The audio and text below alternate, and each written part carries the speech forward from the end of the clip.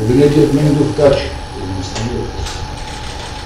обвинет за кривично дело, злоупотреба на службеното положение и овластување, согласно член 353, став 5, во врска со став 1, во врска со член 23 од Кривичниот закон, е виновен, па судот го осудува на казна затвор во трајање од 3 години и 2 месеци.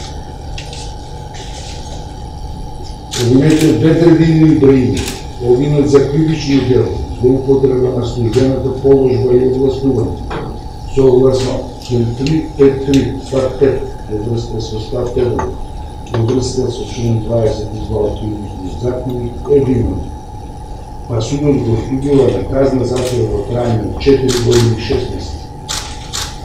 Обвинетиот Владко Сајковски, обвинет за кривично дело злоупотреба на службената положба и овластување, согласно член 353 став 5, во врска со став 1, во врска со член 22 од Кривичниот закон, е виновен, па судот го осудува на казна затвор во трајање од 3 години.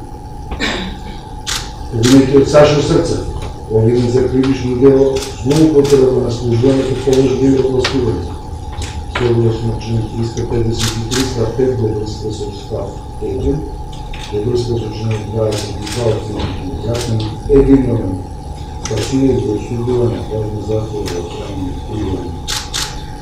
Обвинетиот Анета Стефановска, обвинето за кривично дело злоупотреба на службената положба и овластување, согласно член 353 став 5 во врска со став 1, во врска со член 22 од Кривичниот закон, е виновна, па судот го осудува на казна затвор во трајање од 3 години.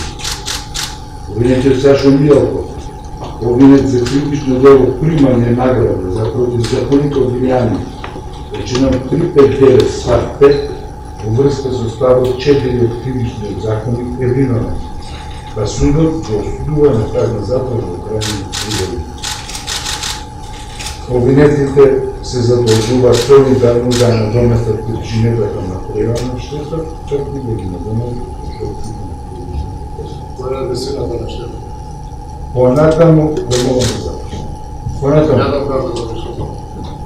Понатаму на жалбата ќе имате годините писано право, имате право на жалба.